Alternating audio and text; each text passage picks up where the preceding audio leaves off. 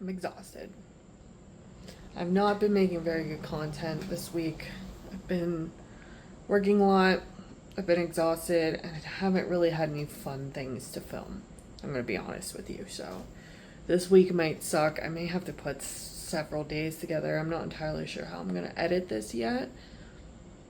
But it's hard to film every day and come up with things to talk about or things to do. So you guys might be seeing a little bit more of some old cleaning videos that I have.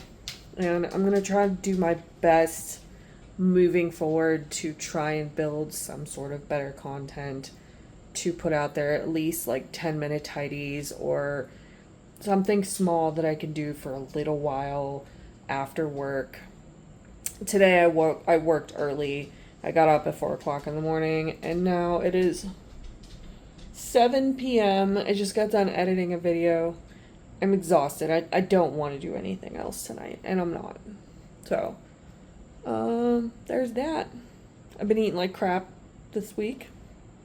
I have a feeling that in a couple days for my weigh-in, I am not going to be in a weight loss. And I guess this is part of the journey, right?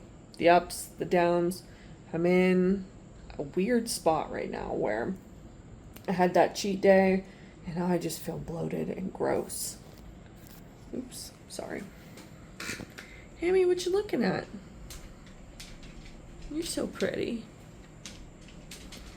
Alright, I'm going to end this here. I don't know what I'm going to fill in here. If I'm just going to string a couple days together because I didn't film very much the past couple days, or if I'm going to add in a couple cleaning videos. But I guess we'll find out together when I go to edit this in the future. Bye. So I ended up going with an old cleaning video last year. This was March of 2025. Currently, it is August of 2026. So over a year ago was when I filmed this video, and already I noticed so many drastic changes from the way that I looked to the way that the house looked back then when I was at my lowest point in my life and I wasn't able to keep up on anything to where I am today. My house, I am proud to say, does not look like this anymore. It does not get this bad anymore. I do not get this behind anymore. And that alone is such an accomplishment for me to say. I can look at this and how it was and tell myself never again will it be like this. And I have kept to that for a while now. I had this really bad habit for a really long time where I felt like I was a stay-at-home mom and I felt the pressure of that, and I convinced myself that nobody else in this house needed to do anything to help me. And often when they did try to help me, I would get very snappy or get very defensive because I felt like a failure. Yes, I can physically see that I was failing at maintaining everything, but I kept telling myself I could do this. This is your job. This is your responsibility. You should be better. And guess what? That did not work. It made me feel absolutely terrible about myself to have those expectations and not be able to deliver. At this time also, my dishwasher was broken, and so I was hand washing everything and not being successful at doing anything. I look at this now, I look at all of these dishes sitting on this counter, and I cringe to look at. I let it get like this. I cannot believe it, but it's here. There's physical proof. There's video of how bad this house used to get. And instead of kicking myself now, I'm going to look at it and go, okay, you've come a really long way. Your house does not look like this anymore. Your house is to where if somebody wants to stop by, you are no longer embarrassed or no longer feel like you need to clean up or deep clean the house before you can have somebody over. My house now is in a state all the time, for the most part, where I feel comfortable again having people over, or I don't need a whole day's notice before somebody comes over. And honestly, it's because I've realized that I need help. I need the people around me, the people who live in this house, to step up and help me with the things that need done. I do need help with the dishes. Sometimes I do need help cooking meals.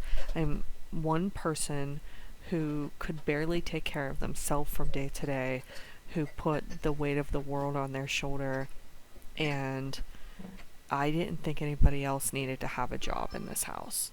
And today, everybody has a job in this house, and my life is so much better because I have stopped putting that pressure onto myself and started extending my arms out for help and giving direction for what I need instead of pushing everybody out. My mental health has become a lot better over it, and today I'm down 35 pounds since this weight that you're seeing in this video right now. What's absolutely crazy about that is this shirt that I'm wearing in this video, I wore as a pajama shirt this week, and I still have so much more weight to lose, and I have so many things that I want to achieve. I do not have a goal weight per se. I do have certain goals that I do want to hit though. I want to be able to possibly not have to use my CPAP machine to sleep anymore, and to be able to sleep freely wherever I want. I want to not be dependent on taking medication every day. Currently, I take blood pressure medication and cholesterol medication because my health got to a point where it was so bad because of my weight. Now I take walks, I go to the gym, I eat healthier, I eat cleaner, I make decisions every day now that I wake up and I choose to be the best version of myself. And I appreciate this person that I'm watching right now on my screen.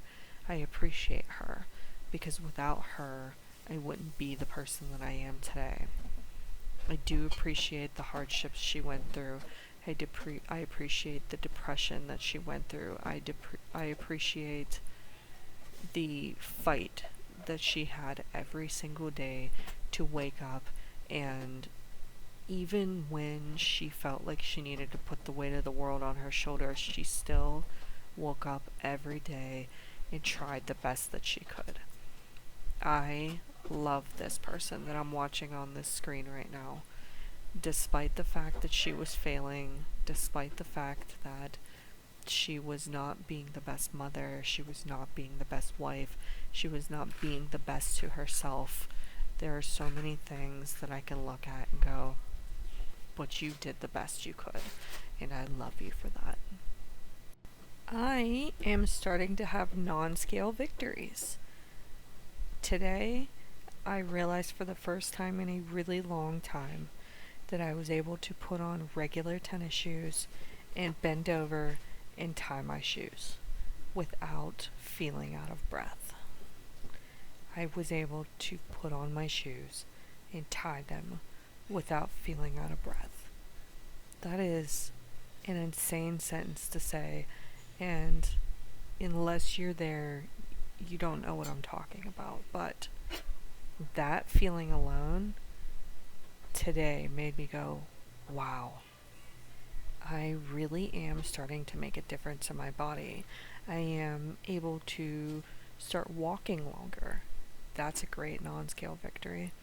I was able to recently leave my house, walk up and down hills, walk for 3 miles in and out of a park, up and down hills, and come back to my house and still be able to get up the next day, to walk around the house, to not be completely depleted and down for the next 3 days. Non-scale victory, right? There's so many cool things that I notice throughout the day in the way that I feel even when I wake up in the morning. I'm starting to feel more rested. I'm starting to feel more energy. I see a difference in myself. The person that I'm looking at on my screen right now, I know that while I'm watching this video and she's cleaning this house, I know that internally inside of her, she feels like a motor is running herself and she doesn't feel in control of anything. She feels like there's some background noise going on telling her what to do that she is constantly fighting against and trying her best. Today, I don't have that background noise anymore. I feel like I'm in control of myself and that I'm in control of the decisions that I make.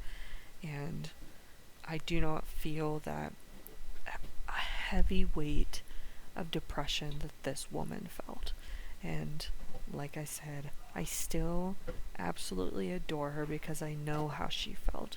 Internally, I know the sadness that she woke up with every day that followed her through her days, and I know that she still woke up every day and tried the best she could and didn't just sleep all day or roll over or give up.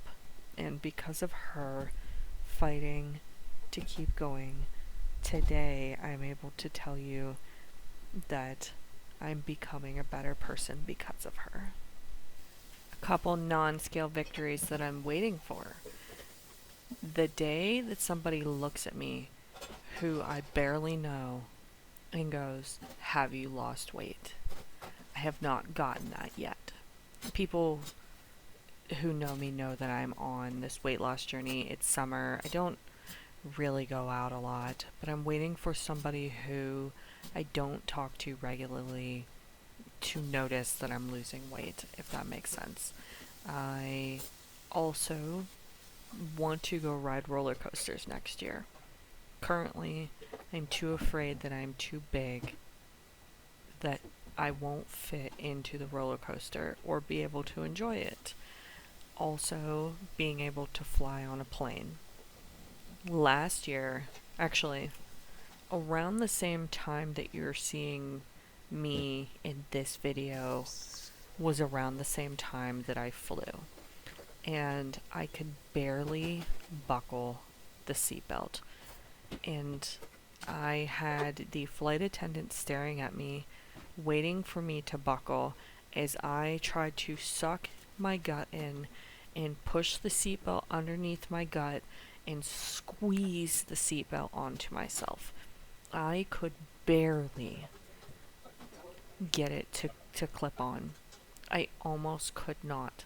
Had I not just squeezed the ever-living life out of my stomach, I would not have been able to buckle that seatbelt. And that was humiliating to me. I don't ever want to feel like that again. That's a non-scale victory that I cannot wait for. There's so many things that I want to do and accomplish and be a part of that I let my weight take control over, or I let the weight that I have cause fear to even try some activities most days. So I am so excited as I go through this journey to feel more confident in myself and the things that I'm able to accomplish. I recently found myself taking a selfie of myself. That's something I haven't done in a very long time. I really don't like the way that I look, so even in group photos, I try to get out of taking the photo or I remove myself from the situation so that I don't have to be in the photo. That's absolutely one non-scale victory I'm also waiting for, to be comfortable enough to let myself be in photographs again. And that sounds crazy and ridiculous, but again, unless you are in this position or you're feeling that way or have felt that way in the past, you probably won't know what I'm talking about. And I love that for you if you don't. But that and like fear of just being in public or being on a beach or eating at places like, I have this like overwhelming fear that if I'm somewhere and I'm eating something that people are judging me because of my weight and because it's something I probably shouldn't be eating, which realistically, yes, I probably shouldn't have been. But even like recently, I've lost 35 pounds, right? And I went out and I had ice cream with a friend, and I still thought, man, I bet these people are judging me for eating this ice cream right now. But they had no idea that I've been on this weight loss journey, and this was something that I was treating myself with one time, and the work that I had been doing on myself. And realistically, no, it doesn't matter what those people think. I know that, and normally I'm that type of person. But there's certain situations or certain moments that come up where I can't help but let it bother me, right? I've been talking for a while now, and I'm still looking, and I'm still enamored at the amount of dishes that I have that I am doing. And I think dishes have got to be one of the chores that I hate doing the most. I will do laundry all day. I will clean the floors. I will do just about anything willingly. But I hate the dishes. And I hated hand washing them, and often I would let it go entirely too far. Yes, I know that if I would have just done it every day, if I would have just kept on it, obviously I know that I wouldn't be in this situation right now. But when you are struggling to even stay awake during the day, or move, or take care of yourself, or take care of your kids, sometimes the dishes are the last thing on my mind that I thought about doing at night. And it was one thing that was very easy for me to go, I'll get it later. I'll get it later, until it became so bad that we didn't have any clean dishes. So you're gonna watch me doing dishes a lot on this video, so I'm trying to be fun and talk about real things. Maybe not exactly fun things, but trying to talk about real things and real difficulties that I faced during this time. This, absolutely one of them. These dishes just consumed my life. I think I was so entirely grateful when Tony ordered a new dishwasher for this house, and we started implementing a rule where people were going to start helping me more with keeping up with the dishes and keeping up with just household chores in general. All right, let's pivot subjects. Maybe you can tell me about a concert that you went to that was really cool, or a cool event that you went to. I think I have so many concerts that I've been to, and I was actually just recently having a conversation with a friend about once in a lifetime people that we have been able to see. And I think one of those people for me was Ozzy, actually. I went to one of his last few Ozfests. I want to say it was like within a couple years of it being one of his last Ozfests, if not the very last one. I don't entirely remember. I got to see Ozzy perform. He was definitely slowed down. He was definitely not moving well. You can tell even then during this last Ozfest that it was going to be one of his last. And I love the fact that I got to see him, and he's like on one of those bucket lists of people, right, that you get to see. And my friend that I was talking to, hers is actually Rob Zombie, which she's going to go see this month, and I'm very excited for her for that. Back in my early 20s, I don't know if it's like a once in a lifetime, but it is a cool moment. I went to a Rockstar Energy tour, and I got to meet 3 Days Grace and get a CD signed by them. And I actually went to this concert by myself because nobody I knew in that area really had time to go or listen to a lot of the same music I did. And sometimes when I lived in San Diego, I would go to some events by myself and go hang out. So this was definitely one of them. And honestly, I made friends with the people who were sitting next to me that night. And I went and I traveled and walked around. I went and saw Seven Dust on one of the stages, which was amazing. And then I got to see them again this year as well. And that was really cool for me because I'm a big fan of them. The band I've seen the most out of any bands is probably Five Finger Death Punch, without a doubt. I have seen Five Finger Death Punch so many times that at this point, when I go to a show that they're at, now I like Five Finger Death Punch, don't get me wrong, but it's become to the point where I'm going to these shows to go see who else is with them just because of how many times I've seen them. And my first ever concert was an NSYNC concert, actually. It was during their No Strings Attached tour. I went with one of my friends. Her parents took us to this. We were obsessed with NSYNC. And they come out on the platform like they do. And Justin was the one that was closest to us. And my friend and I got on that seat that we were supposed to be sitting in. And we stood on the seats even though there was clearly signs that stated do not stand in these seats, but we did, and we screamed and yelled, and Justin looked at us. He acknowledged us. And then we got told by security to get off the seats. But prior to that happening, Justin Timberlake looked at us. That NSYNC concert started my love for live music. Oh, also, this is actually really funny. I forgot about that until I was just talking about this NSYNC concert. Pink was actually the opening act for this NSYNC concert. And at the time, nobody knew who Pink was. And I remember her coming out, and I looked at my friend and I went, "Who's Pink?" And had absolutely no idea who she was. And then I remember her coming out on stage and her singing, and I fell in love with her.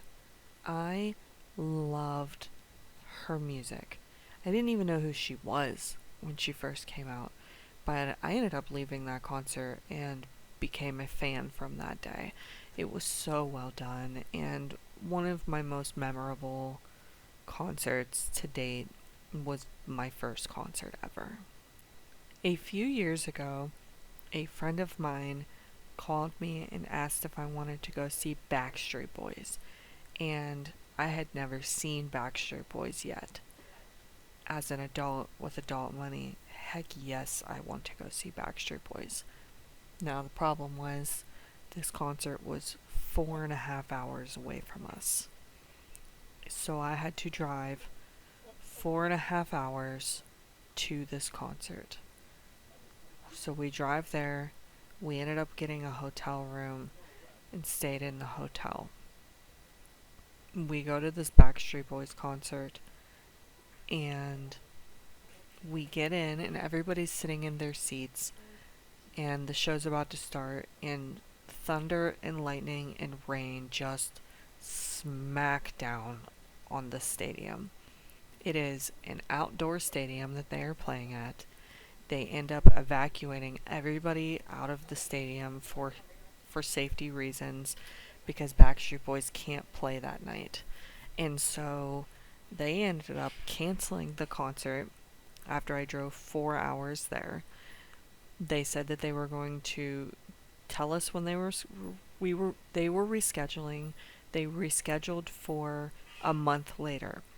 So I drove 4 hours there to see them, had it canceled, drove 4 hours home. I'm now 8 hours and have seen zero Backstreet Boys. A month later, I drove again another 4 hours there and was finally able to see them this time. So I spent 16 hours of my life driving to see the Backstreet Boys. And I'll tell you what, I do not regret a single bit of it. That concert ended up being everything I've ever wanted and more. And I would do it again in a heartbeat over and over again. I cannot tell you the teenage the teenage girl inside of me who was geeking out and belting out every song along with them. The entire performance was so well done. I actually get the privilege of taking my youngest daughter to her first concert next month in September. She likes a singer. Her name is Lilith Max. I have a problem saying that for some reason. Lilith Max. And she's like a folklore singer. And Addison and I have grown to very much love her music. We play it often when we are in the car. We sing along. I recently found out that she is playing a concert at a music bar or music diner or something like that about an hour and a half away from us. So I was able to surprise her recently and tell her that she's going to go to one of her first concerts and be able to go see a singer that I think that she will absolutely remember for the rest of her life. Now, is Lilith a huge main event person? No, but I think that's why this is the perfect concert for Addison, because it is genuinely somebody who she adores, genuinely somebody who she knows. It's not going to be some big, huge, massive event. It is going to be a smaller event. And I think for her first concert that it is perfect. Now, my first concert was NSYNC.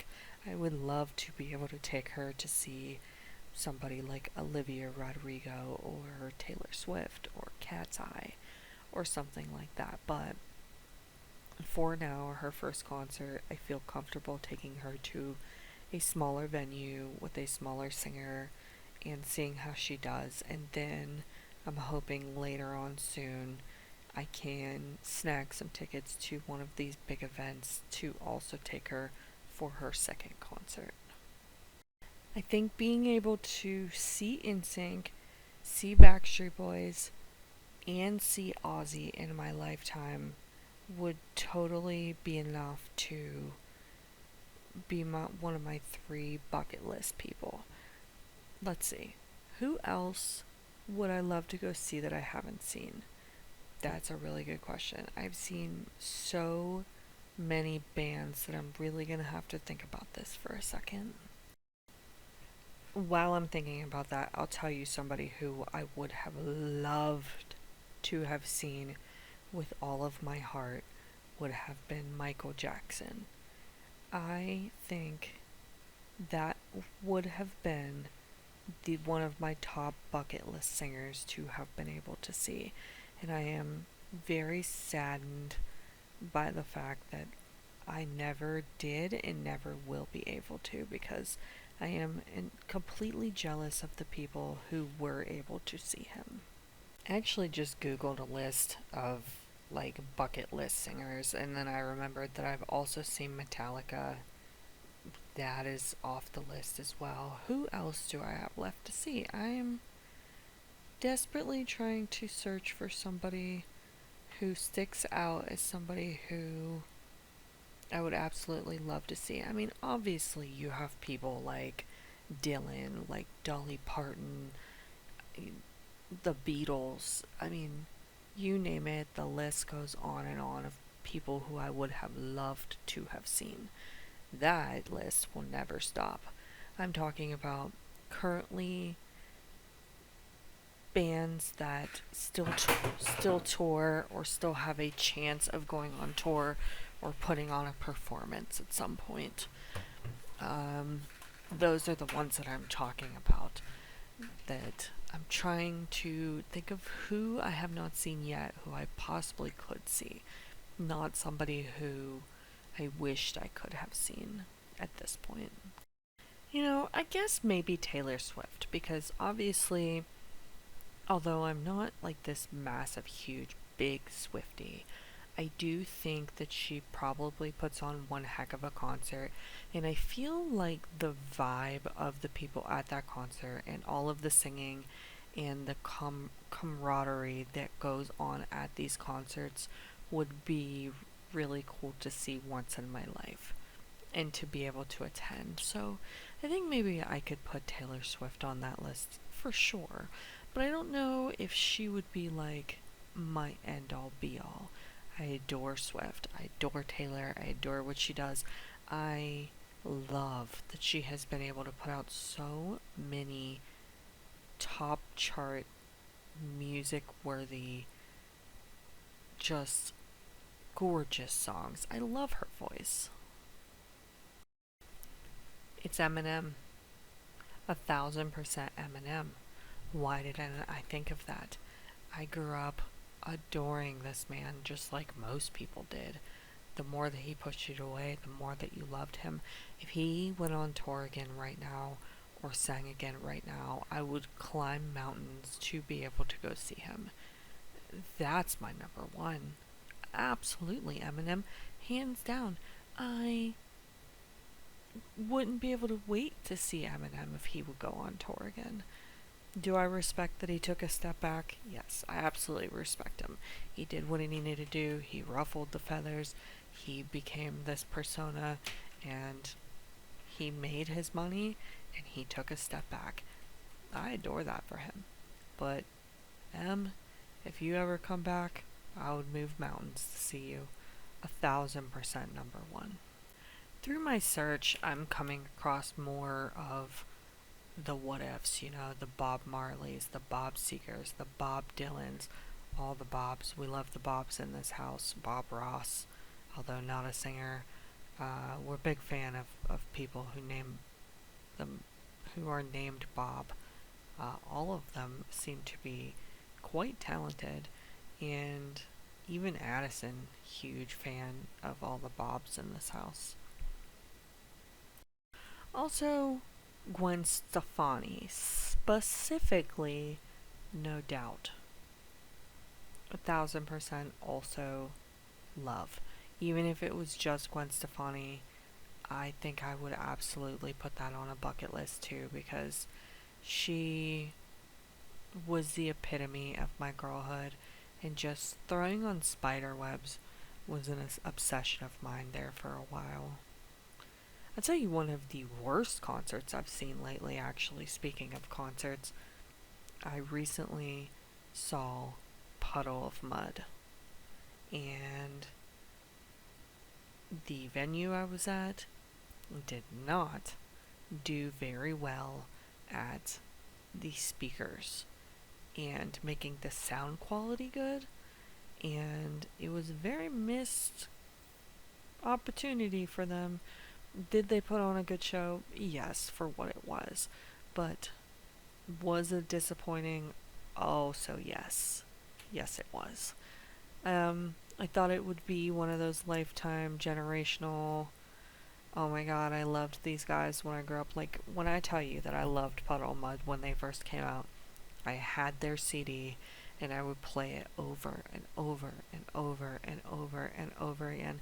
And funny story, one time I was actually singing with my brush and smacked my butt with it when he got to that part and broke the brush on my butt. That's a fun fact for you. I was just talking so much and not paying a lick of attention and just realized that I'm no longer even in the kitchen. And that in fact almost done with the living room. So I mean, I guess I am passing time. I love talking about music. Music is so near and dear to me, and one of the things that I absolutely love.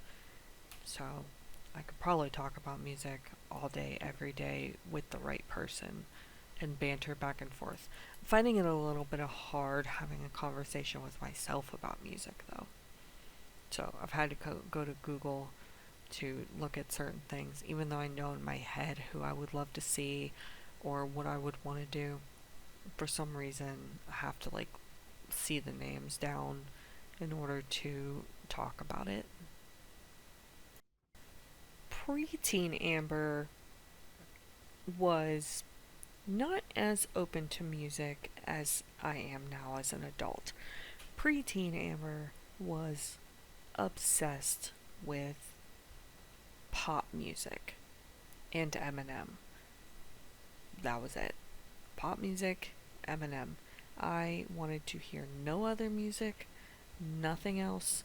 That's all I wanted and what was popular. I remember like listening to Now, the first Now, and wearing out that CD.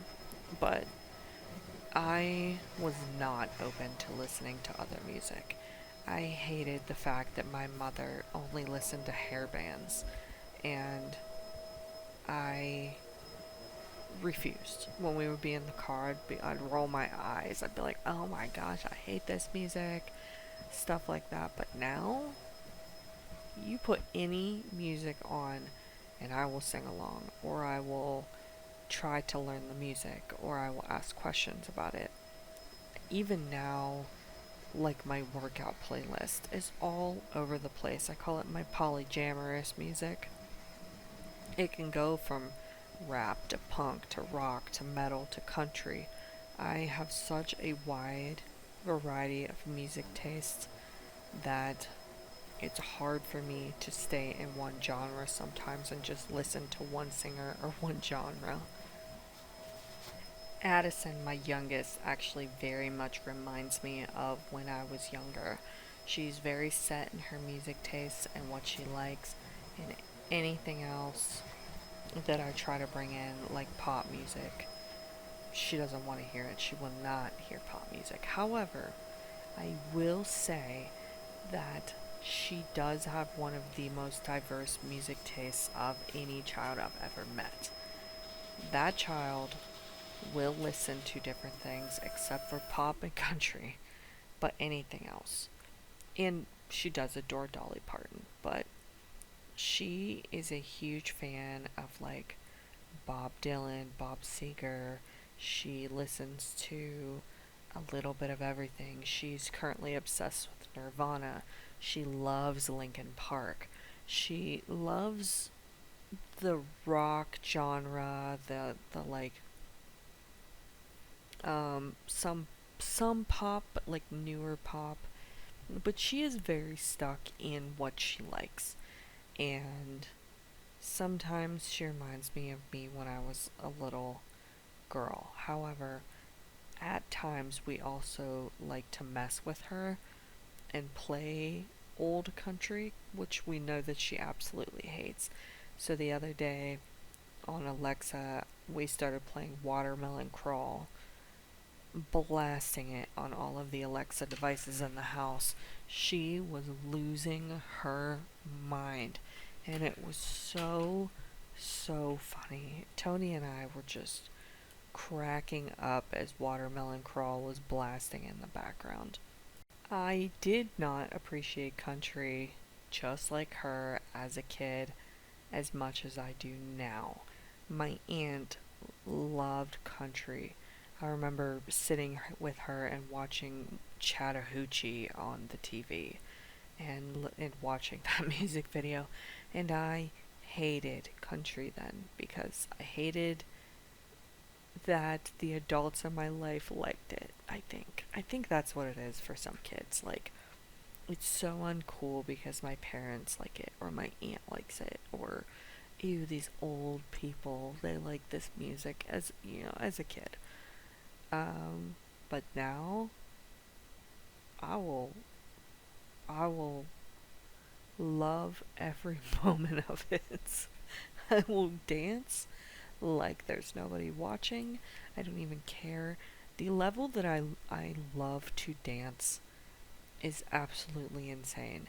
I am not a good dancer by any means, but you get me on a dance floor like at a wedding or something like that, and I am cutting a rug the entire time that that music is playing.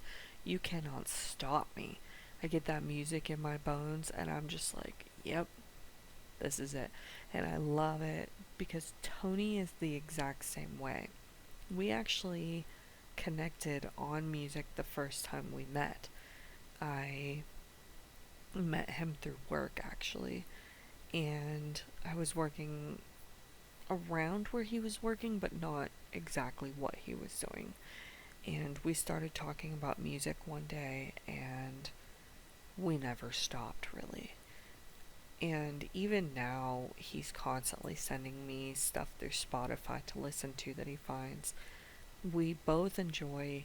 I've fallen off a little bit more lately because I've been listening to a lot of audiobooks lately, but we both love deep diving and finding new bands to listen to.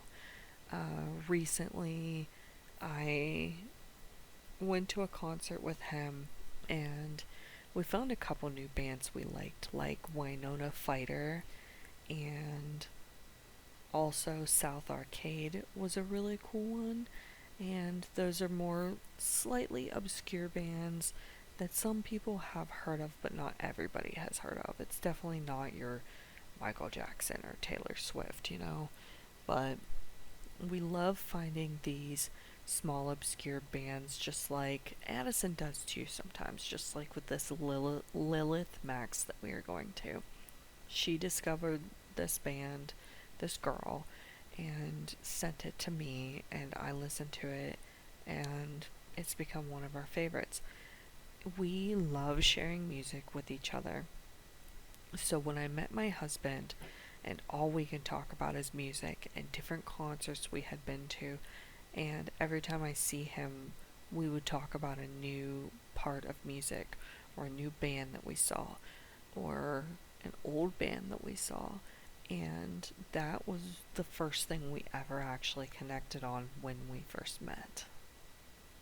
I remember later on, after he and I first started dating, and then leading into marriage, I would talk to some of his old coworkers who knew us, and they said even then they knew that we were going to end up together because the way that we would connect on music they had never seen before.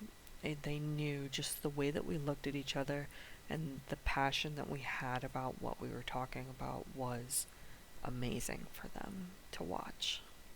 So going back to weddings and things like that, whenever he and I go to a wedding together, we are usually the only two people consecutively on the dance floor at all times. Every once in a while we'll take small breaks, we'll get something to drink, and hell hath no fury if we are also drinking and there is music and a dance floor.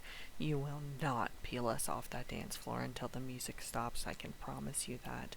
And every time we go to something like that, we just laugh and have the best time.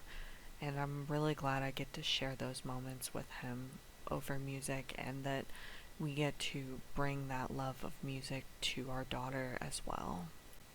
Oh, look, I just looked up again and realized I'm back in the kitchen again, and hopefully finishing up soon on this. I thank you so much for being here. If you followed along with this at all, I don't know. I don't get a lot of views. I don't get a lot of people coming in. I think I'm pretty cool. I don't know. Maybe not. I gotta learn how to edit videos better, I think, or draw attention a little bit better, or crowd. I have no idea how to do that. I just keep being myself, and hopefully someday people like me for who I am and the truths that I bring to the table and the things that I say. I have a lot of cool interests and a lot of things that I love, and big things to talk about and big things to do with my life. Right now, it's this 75 journey that I'm on. It's my children, it's my love for music, it's my husband, it's the life that I'm trying to create and the life that I'm trying to build, or the things that I'm going to be talking about right now mostly.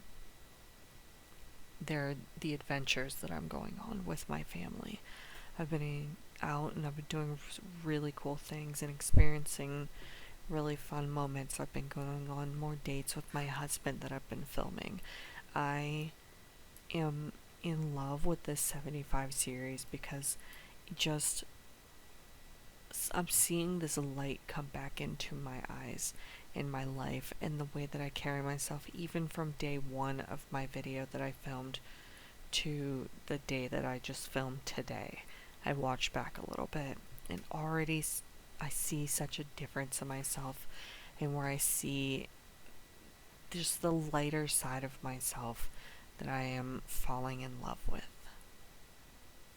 This series has honestly given me such a different outlook on life. I wake up, I'm excited for the next day. What am I going to do? What am I going to film today? It's holding me accountable.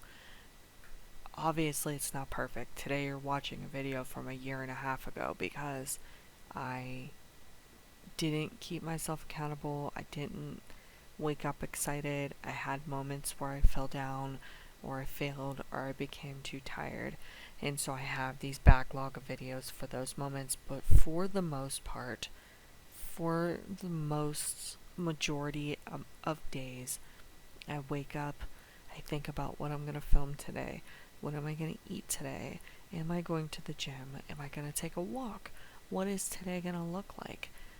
Do I get enough exercise today? If I don't, how do I create more exercise into my life? What is going to be really fun and interesting for me to film to keep me accountable for today?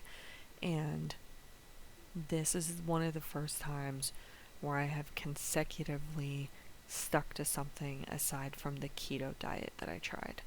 I did lose weight on keto. However, I also gained back a lot of weight because after I went off of keto, I started binge eating really bad.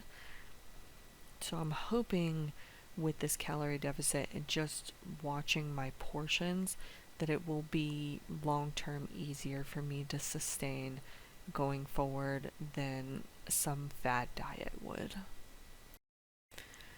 Look at the difference in this house from when I first started this video and started blabbing to you to me now mopping the floor, and the only thing on the counter is a cereal box from when I had just poured my daughter cereal. Absolutely beautiful, amazing, love it. I tried my best this day. I really put in a lot of work. My dishwasher was broken, as I said, so I was hand washing all of my dishes, then sticking them inside of the broken dishwasher to dry, and then coming back later and emptying out the dishwasher when I thought it was dried enough, and then hand washing a second round of dishes. So it took me the entire day of doing this to wash and wait for the dishes to dry. And I did it like that because I felt like I would be too tired to hand dry all of the dishes also on top of everything. And in the end, this ended up working out for me.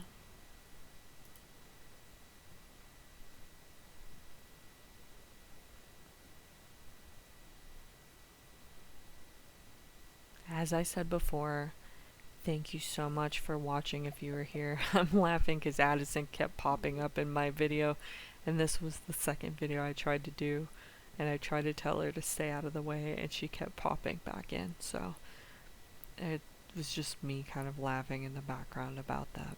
Anyways, thank you for joining me for today, day 44. Hopefully I have something really fun for you for day 45, because I honestly don't remember off the top of my head what I have. And hopefully I bring in more people to watch these videos. So thank you. Have a good night.